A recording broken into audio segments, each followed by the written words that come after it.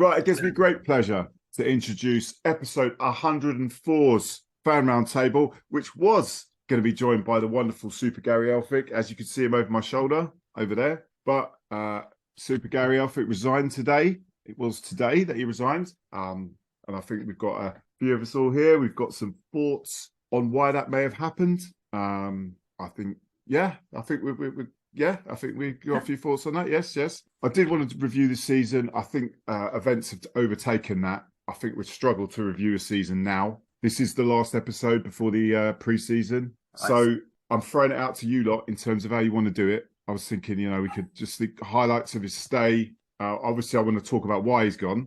Yeah, let's do this bit. Go on, Chris. What have you got to say, mate? What have I got to say? Well, How did it all develop? Because there's probably a load of people that are completely in the dark, aren't they? So we don't, some of us probably know more than others. If I'm honest, I don't.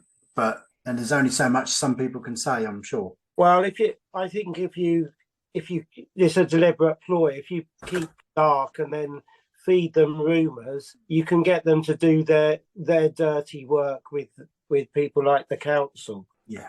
But I don't know. There's a lot of issues there. That's the thing, is it might take too long to unpack all this. But obviously, according to the social media world, the reason why Gary has gone is because of the council's decision to not give the time kiln, which has meant that we've stayed at the pilot field, which means that we don't have a players' budget.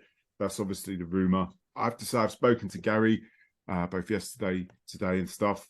What me and him have spoken about is staying between me and him, because he wanted it that way. So that's how that's going to happen. But we still know what happened, which is that a meeting took place to discuss the future. Obviously, it was in the newspaper, so this is not something that anyone shouldn't know. It was in the newspaper that he was going to talk budgets and the future of the time kiln or pilot field, whatever. And after that meeting, there was a parting of ways. Okay. And I think he resigned properly today, wasn't it? It's been a bit of a busy old days. Both him and John, yeah. Yeah, but I mean, for those, let's be honest. I don't want to keep it 100 here. Most of us have known that there's been things going on for a long time through the Chinese whispers, and obviously we talk to people, and that there's been issues around budgets and too much budget, too little budget, things like that, which I think takes away from what has been in a fan's eye. Other people may see it differently, but in a fan's eye, I felt that we've done well considering what we've got. I want to throw that out there, because there probably will be a discussion where it's like, well, did we do as well as we should have done? So I'm quite happy to open that conversation as well. I kind of want us to move along with stuff, so I don't want to meander on this one. We don't really know anything, do we? We don't know why. I doubt we'll be told, really. I know the reasons. Yeah. Right, but I'm not going to say, because he hasn't said it, and the club are obviously not really saying anything either, which is classic. True. It's same as it's been since I started following the football club. We don't get information. You ask questions, they're not transparency. Answered. Remember the transparency? Yeah, transparency. Trans something anyway. Yeah, you're obsessed, Chris. But yeah, I just want to wear women's clothing, mate. It's easy to give. It's easy to give information when it's going well and when things are happening well. But right now, we're in a situation where it's not gone well, and we're in the dark as to why it's happened, and that'll be the case, I imagine, for a while. I didn't think it was going to be like this, but this is, as you know, I've been watching since the 60s, and it's happened time and time and time again. Same thing, you just build your hopes up, and then suddenly it all just goes poof. Well, we had that stability, didn't we? We've had obviously where Aggie was around, and Gary for a period of time. Before then, it was 14 managers in 10 years. Yeah, I know. So hopefully, we're not going to go back to that. Let's hope not. I think the biggest fear is obviously we're probably going to lose a lot of players as well, aren't we? And then that doesn't mean anything, to that extent. If we can keep the local kids and all that, we've got, building blocks, haven't we? But you still need that experience in there. And some of those ones that might go, they're vital, aren't they? Well, it depends on what, the stuff that we kind of don't really know, which is about budget and how much you're going to pay people. Yeah. As you say, you pay peanuts, you get monkeys generally. And, if that's the way we're going to do it, I want to keep on top of it. Let's let everyone speak. Ben's arrived. Ben, Ben. you got anything? We're just kind of just talking about our initial thoughts on it, about specifically Elphick going. We're gutted, aren't we? Let's be honest, we're absolutely gutted. We had this like a little togetherness amongst the management, players, fans that you always hope for at a football club. Now it seems to have been taken away very, very quickly. And like we all say, we're probably not going to get any answers to it. It'll be very kept in the dark as to exactly what happened. And it's just a shame, really. Yeah, I'm gutted because obviously good relationship, just chats after games and stuff with Gary and John and amongst us all. And yeah, just seems to be just been taken away from us. But the thing is, when it comes to a club, I think these things happen at a club. This one today seems like the knife's been stuck in there, and it's and we're just absolutely gutted, to be honest. Yes, definitely. I always say clubs move on. You move on from things like that, but this one's quite a sore one, really. Yeah, it's going to be sore for a while, definitely. Mal, go on. Sorry, George. Go on. Mal, let Mal cover go. Yeah, go on. I'm pretty much the same as you, Chris. I obviously know the reasons why, and I know perhaps a little bit more than, well, I know more than the others because they've said they know nothing. So, but it happens in football. I think John's been leaving for a while anyway. For other reasons.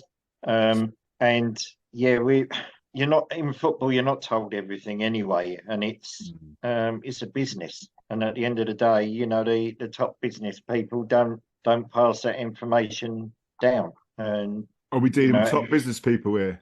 Well, yeah, they don't, do they? Yeah. And at the end of the day, Gary doesn't want to. Gary hasn't come out and said it. No, and that's good on him. Within football, so you sometimes you keep your cards close to your chest, and it's there's probably lots of things Gary would like to come out and say, but football again, like I say, football's like that. They don't seem to say what they actually their heart tells them to say, but because they stay in football. Football's a small community, so obviously in that interview with Neo, it was this was before with the owners. It wasn't out of the question that he would stay there. It was a bit vague at times, and he was being very careful with some of the answers. But if you just looked at that, you thought, well, high hopes that something will be thrashed out with the owners. And it seems to me that would have had to evolve about him having a deep budget, further his own career interests as he would be doing at such a respected manager. And obviously that was it, which to the fact that it's becoming clearer that their objective building houses on the pilot field is not going to be realised, and that's the way it seems to me, reading between the lines.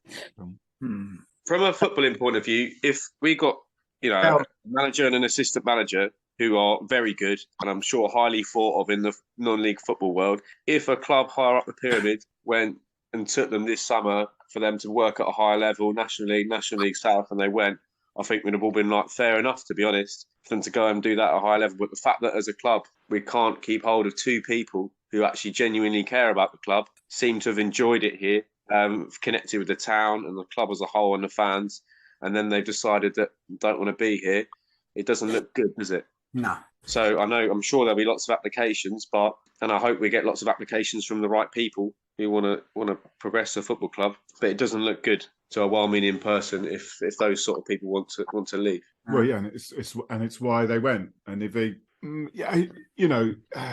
someone else talk. Please.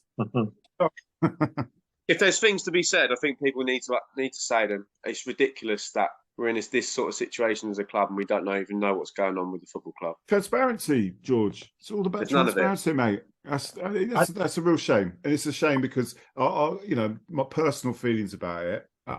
Said you posted online about an hour ago, Bernie and Co. Please go, and I'd love to know why you said it. But I just think they do. I think they need to get shot. They're not interested. They're as Wills has actually pointed out. I think the time kiln thing isn't happening. I obviously have got the interview with the Labour bloke who was in charge of the sport, that what was happening with the time kiln that wasn't allowed to be aired because the club banned it. I mean, that should have been a bit of a red herring to anyone. Like, clubs banning people talking. I mean, like, and that there's been no conversation. Obviously, we've got people who are involved with the club, like well-meaning volunteers, you know, your Waynes, your Joes of the world and all that, 100% do everything for this club. And I've got a million% respect for them. They're good people.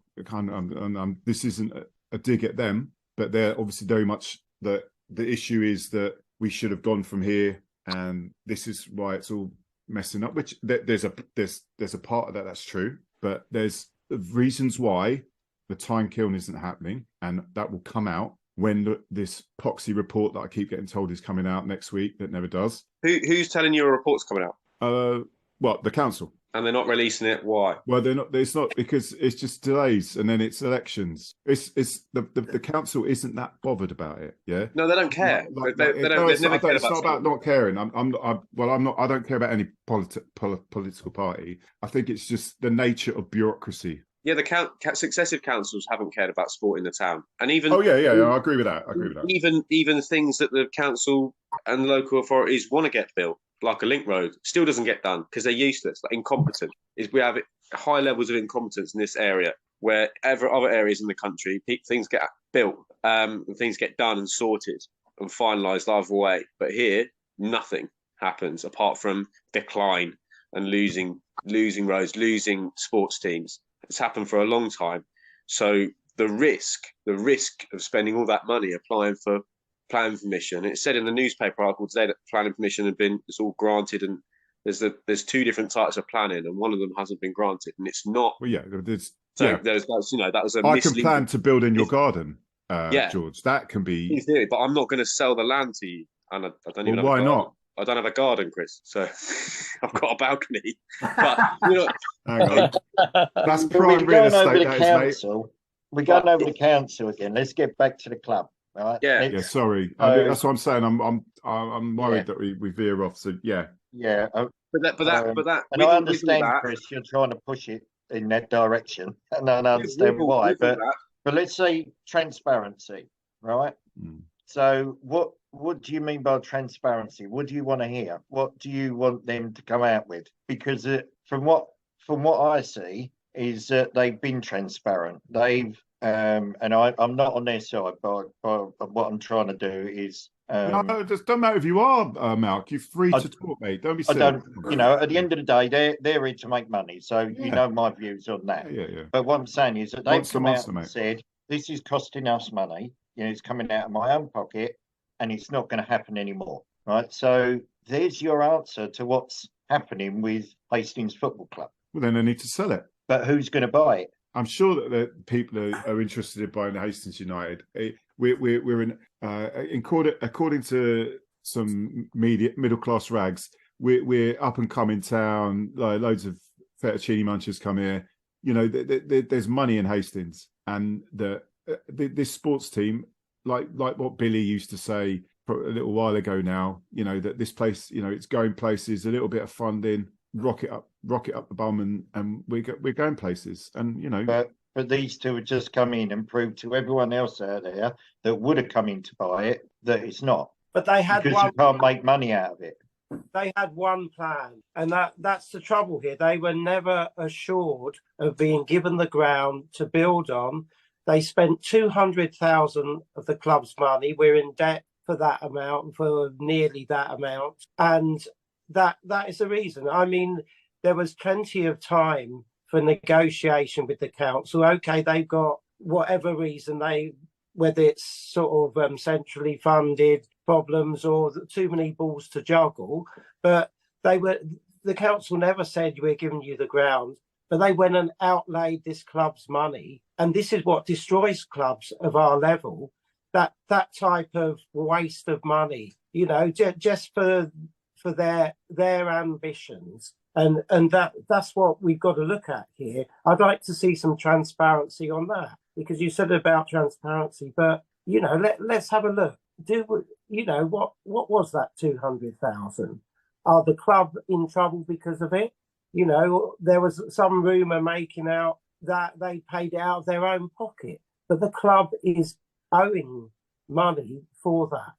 So I haven't seen any clarification on that, and that would be easy to do. You know, and then there's the other thing.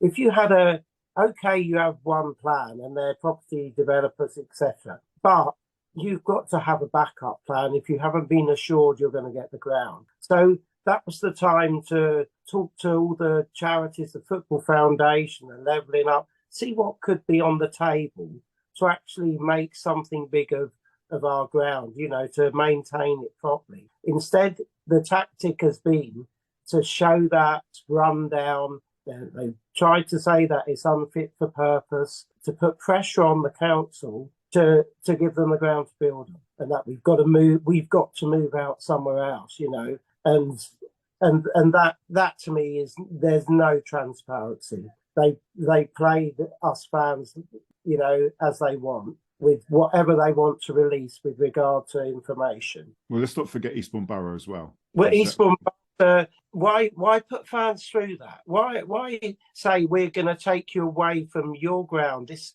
historical ground, that whoever fans come here, you see them taking photos of the ground.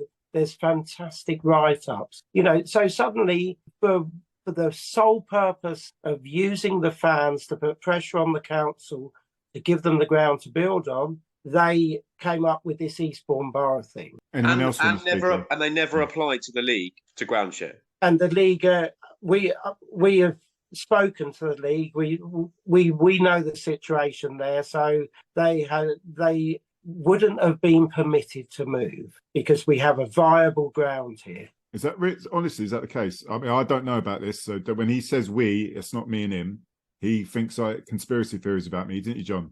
I think you're one big But no, honestly. So what they said that, what is this about? We wouldn't have been allowed to ground share because we have a viable ground. Yeah, I mean, you can speak to them. You can speak to the. No, I'm asking you. I'm saying, is that what you were found out? Yeah. Yeah, I didn't know that. So the league hadn't received any application while we were being told, yes, we're moving. You know, it's all the big bad wolf council's fault, this and that. And yet it was. You only had to dig a bit under the surface. Let's let some others speak for it. Ben, come on. Ben, John, come on. Anything else we want to add to this? It's difficult to put pressure on the council when there aren't no elections in Hastings. It's just not happening next week. So them saying that we're not having a report because there's elections. Yeah, for Rother. Rother. Oh, yeah. We play in Rye now, do we? I don't know. I got it. I'll tell you, complete disclosure. Absolutely. So I talked to them about two things because I've heard that they were going to build artificial pitches, which is what I'm interested in terms of facilities, because I want facilities in the town, right? Yeah. But that was one strand that they were building those, right? And the other strand was what is going on with the time kiln, right? So the first thing with the pitches, something was supposed to come out about a month or two ago. It keeps getting delayed. I don't trust. Honestly, don't trust anyone now. Not obviously you chaps. I love all you. I don't trust your dog, Malk. But anyway, you know. Don't listen, Marley. I had my beer, but there was going to be 3G pitches built here. So that's the one thing that was getting delayed. And then the second thing was this report, which we spoke about months ago, in terms of what happened and everything getting laid out in terms of the process of what happened over those 6 years or whatever it is since the application was first put in. So because they say staff shortages, I mean, I work it. Up until the 9th, where I am getting out the NHS. I work in public sector, and I can say it can be a bit of a pickle sometimes. So it's about it. You know. Anyway, go on, Ben, please. It goes down to like communication between all parties, really, doesn't it? Because end of the day, facility is one thing that Gary's always banged on about not being able to train anywhere and things like that. Because why are they not? Obviously, because things have not been sorted out or been discussed. I mean, he's been frustrated all season about facility, but he's not going to get an answer because he can't get the the actual stable conversation with the owners about the promises that he should. End of the day, if it's all end of the day, put everything aside. If this is just football business, Gary Elphick would still be manager of Hastings, and he would be. But he's not. He can't get the assurances from above about where we're going to be playing and things like that. But why not though, Ben? Because Ben, why not? Why not? If this club is run properly, then the season, you don't start planning. You start planning before the season's over. Do you know what I mean? So they would have been aware. Okay, if we don't get, there must be a plan for. Right, we've got to make the cuts. Whatever cuts we got to make. And, we heard Gary make statements about that, being happy to deal with a lower budget. So, that should have already been presented. That why is it waiting all the way to the end of the season? Because there's going to be two versions, isn't there? There's going to be the version where, okay, we're staying at the pilot field, but we've got cost implications, whatever business they want to make up. And this is our budget, or there's another budget. It's like, because top business people would do that, wouldn't they? They would have a plan A and a plan B. Mark would, because he's a top businessman and agent. Extraordinary, mate. For me, I said this a while ago. There are people at the council who would like it if the football club did well. There is a part of the owners who would like it if the football club did well, and that was evident last season, particularly. However, for those in the council and the owners, their number one priority is not the health and success and progression of the football club. It's not their number one priority. It might be in their priority list somewhere, but it's certainly not number one. So that's fine when it's going well and we get promoted. It's all exciting, but when there's a choice to be made, this is the sort of thing that happens when it's not your number one priority. The progression and success of the football club is lower down the priority list, and this is what we're seeing. So what would the scenario have been? Say we'd won the league this year by 12 points or something like that, flying. Would Gary still be gone? Of course he wouldn't be gone. And what's the difference? Well, we could argue. I'm going to be devil's advocate here. You could argue, we finished 8th, yeah? Yeah. On what budget did we do that? I don't know budgets. I heard that we had a modest budget, but it might not be modest. If we had a big budget, why did we have a large part of the season where we had 11 players on the pitch and we had Sammy Adams and kids on the bench? That's not a large budget. I don't know. Is it? It's not. I love the players that played this season. I'm glad actually we got to see some kids come through and get more chances. But some of it was out of necessity. And we're turning up to games in the Isthmian Prem with not a full bench. That's not a big budget.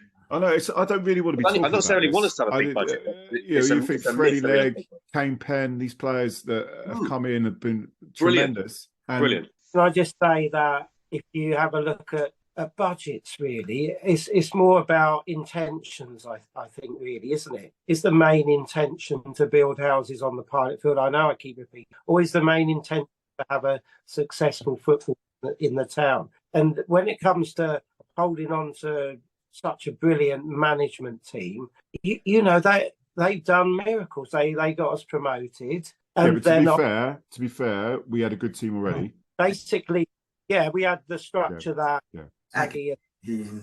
And they followed along those lines, but we got promotion, and then there wasn't it was basically the same core squad that in somehow going up a division into a really tough division, and still we in contention for playoff place right to the end of the season. Fantastic work, but there comes a point where you've got to think about how does Gary progress?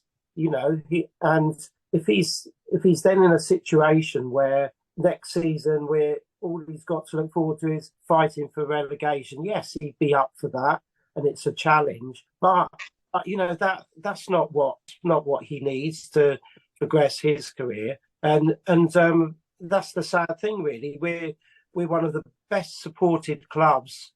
We've got no real competition nearby at this level, and and you look at a team like Averley, they get a couple of hundred people there, and they've gone one promotion after the other.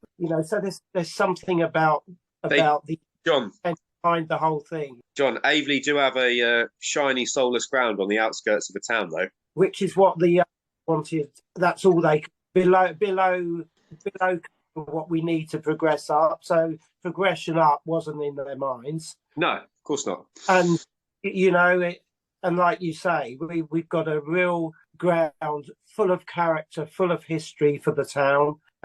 It should be a listed place, it should be protected. And all we've heard is this propaganda falling down. If someone sits the wrong place in the main stand, they'll have the roof fall on them.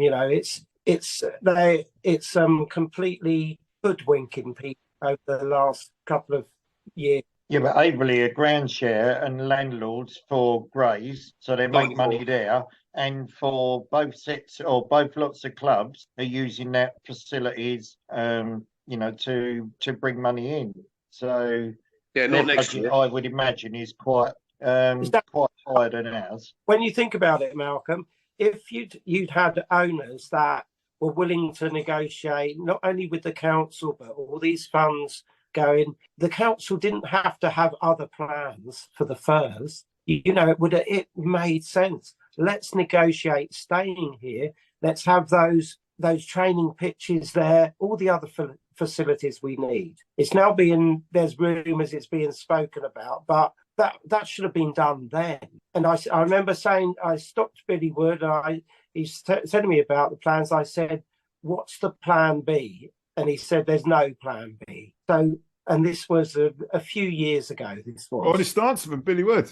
Pardon? Honest answer from Billy Wood. Well, yeah. There's no plan B, and yet what I wanted to see is that if they're saying the pilot field's no good, it's not worth negotiating that as an alternative plan or as the plan, then give us the evidence, not this vague stuff about it falling down, it's passing, and this and that. Let's see that plans have been made to look at staying at the pilot field, not just this one plan about we want to build our houses on this prime real estate. Basically, the bottom line, John, is you just want reasons to trust them. We'd love to trust them, but they're not giving us any reasons to trust them. We've not got enough reasons to trust them. So that's the difficult thing, isn't it? It's hard to trust anybody because you don't obviously, like Malk says, it is a business. We don't need to know everything, but we don't even know like the fine details about anything.